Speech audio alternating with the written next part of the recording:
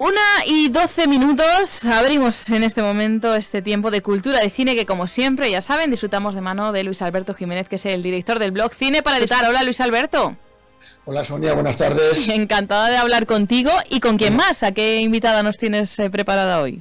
Pues sí, hoy estamos con una invitada, una directora y guionista, Laura Sisteró, que el próximo viernes estrena su película documental Togliatti Adrift, y vamos a hablar unos minutos con ella de esta película, cómo la rodó y que nos cuente alguna cosa. Pero de que la saludemos, si te parece, vamos a decir una noticia que es de última hora de ayer por la tarde, claro.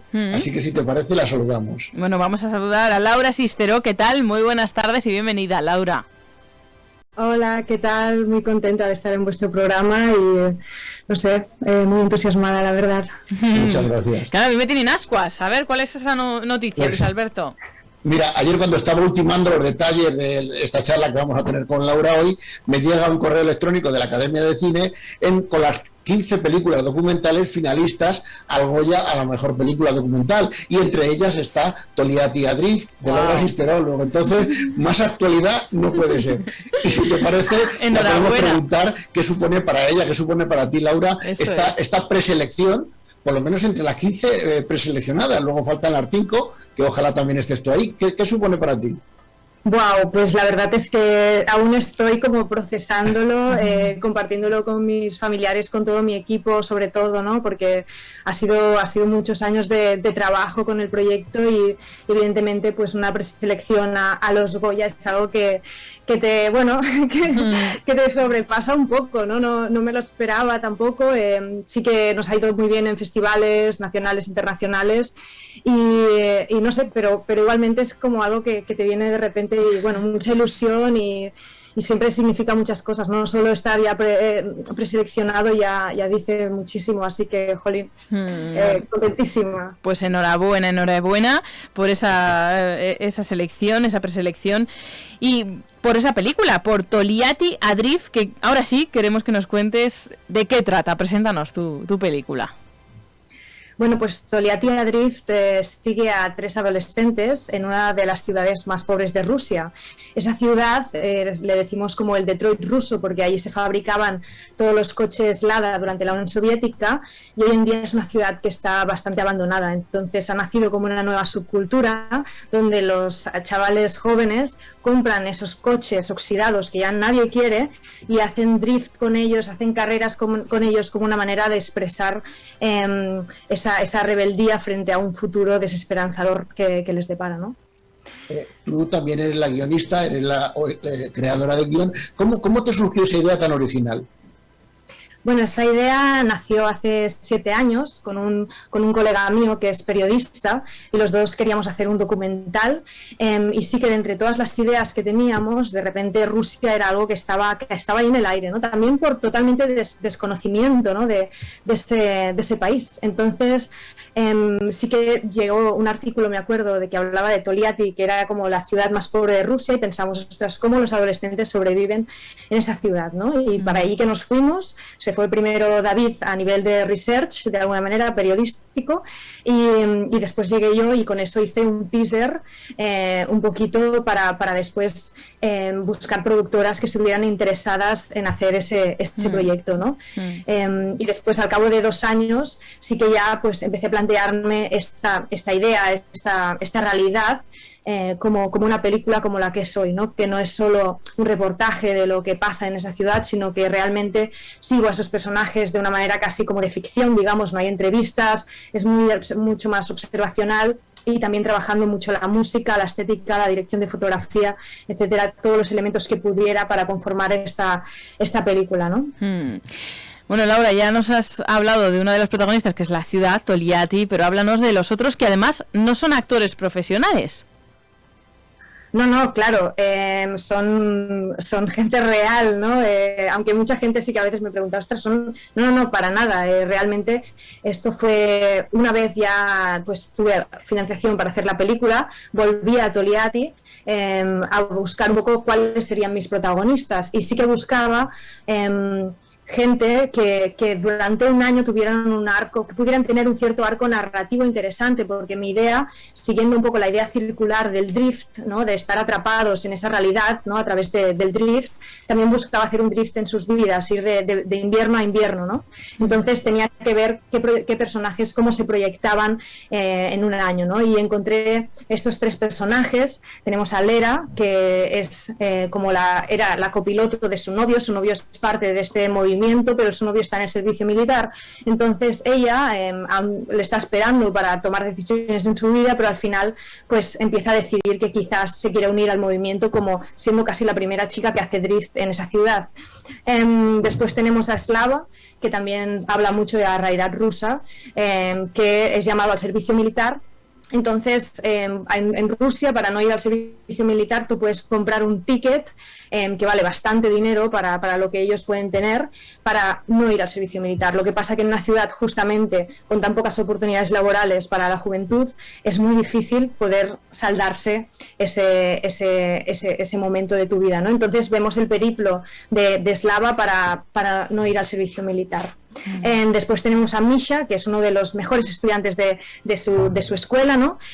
También drifter de Boivaya Clásica, y gracias a este movimiento que se llama Boivaya Clásica, el tipo ha aprendido mucho de mecánica, de todo, entonces él quiere ser piloto de carreras, ¿no? Pero sí que es verdad que no sabe muy bien cómo hacerlo en esa ciudad, ¿no? Siendo el mejor alumno, y aparte que ha hecho como una beca al extranjero, a Francia, con lo cual llega con una visión renovada de lo que es su ciudad, de lo que es vivir allí, ¿no?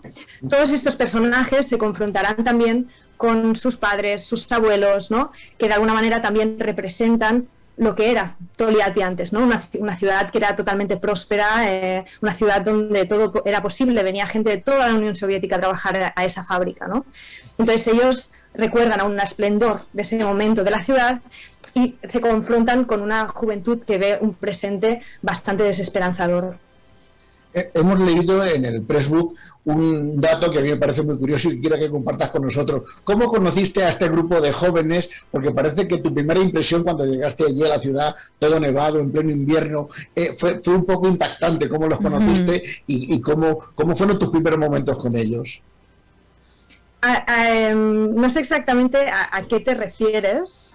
Cuando empezaste, cuando los viste y incluso te subieron a su coche y te dieron una vuelta, entre comillas. Sí. Bueno, claro, todo esto fue como, en realidad, ellos cada fin de semana quedan y hacen eventos, bueno, casi cada fin de semana, y van a los parkings de los centros comerciales, ¿no? Entonces, de repente tú estás andando por la calle y te empiezan a rodear como 30 coches, ¿no?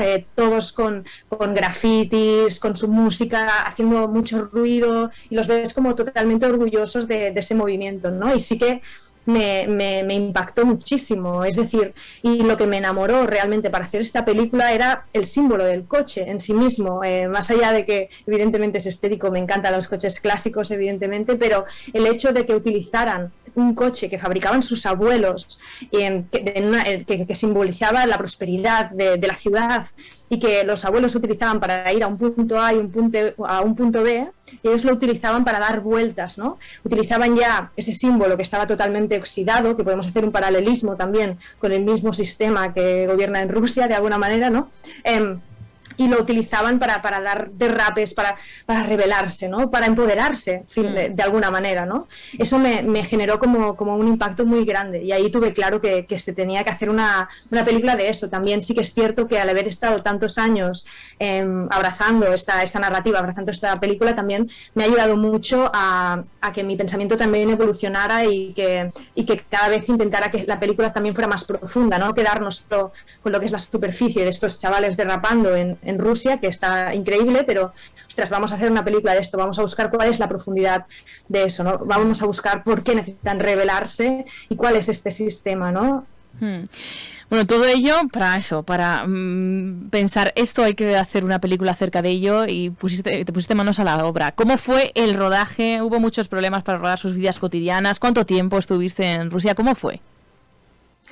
A ver, sinceramente, una vez, o sea, cuando te cuesta tanto levantar una primera película, una vez tienes la financiación y te puedes ir de viaje a Rusia con tu equipo, no hay nada que te pare. De alguna manera, a mí, sinceramente, era como, ya nada me va a parar, ¿no? Porque ya hemos conseguido la financiación, vamos a ir y vamos a hacer la película, ¿no? Aparte que tenía un muy buen equipo detrás, que son amigos de alguna manera, ¿no? Entonces era una aventura total. Sí que es verdad que cada vez que iba, intentaba ir sin mi equipo. Es decir, al principio iba yo solo con alguien de producción, y entonces con esas 2 semanas que me pasaba era más de research, ¿no? De buscar a los personajes, de pensar con ellos qué escenas íbamos a rodar y de pensar muchísimo, porque es una película que evidentemente hay una puerta abierta a la realidad, a lo que ves delante, pero sí que yo pensaba mucho dónde íbamos a rodar y cuándo íbamos a rodar y cómo lo íbamos a hacer un poco, ¿no? La realidad que se pasaba delante es totalmente la realidad, pero sí que intenté estudiar mucho un poco Control Freak de lo que íbamos a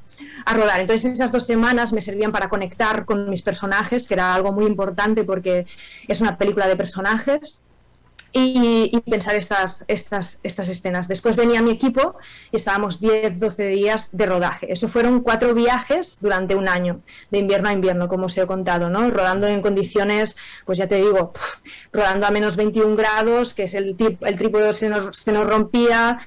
El director de fotografía, que ha hecho él solo la película a nivel de fotografía, digamos, iba con los manguitos para hacer el foco y tenía que ir sin guante en un dedo, se le congelaban las manos, claro, te puedes imaginar. Después también rodamos encima de un lago totalmente congelado que craqueaba cuando andabas por encima, y yo pensaba, bueno, pues quizás este es el final de mis días.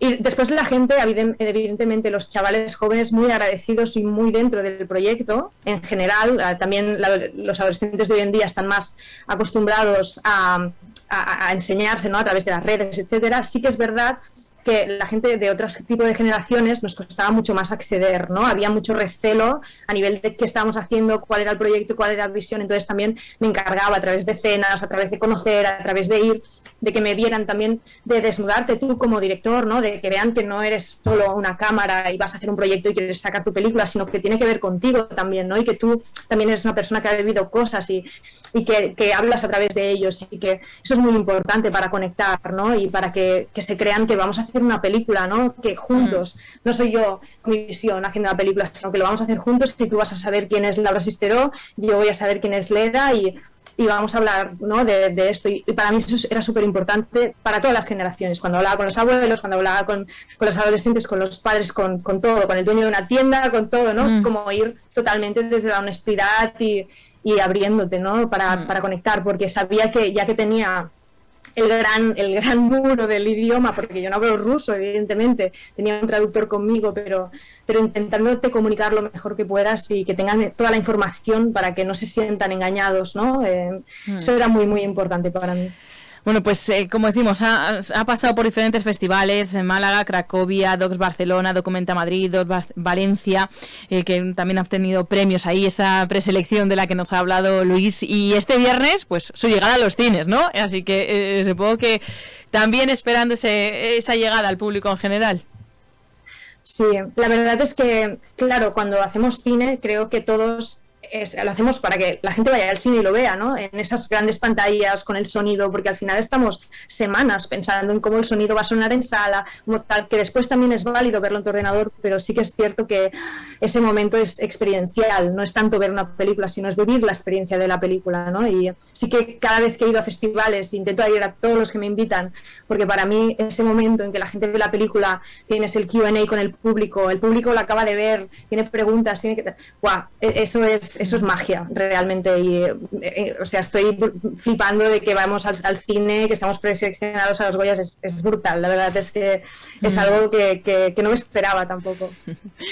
Bueno, pues esperamos que sean muchas las personas que se acerquen, porque el planteamiento que nos ha presentado hoy Laura Sisteró despierta toda nuestra curiosidad, todas las ganas de poder ver esta película, Togliatti Adrift, que, como decimos, es hoy protagonista en nuestro programa. Nos quedamos sin tiempo. Luis, si quieres añadir alguna cosita más, porque sé que teníamos muchas preguntas, no sé si... Pues no pasa nada. Desearla que la vaya muy bien con la película y nada, ya hablaremos cuando la den el Goya.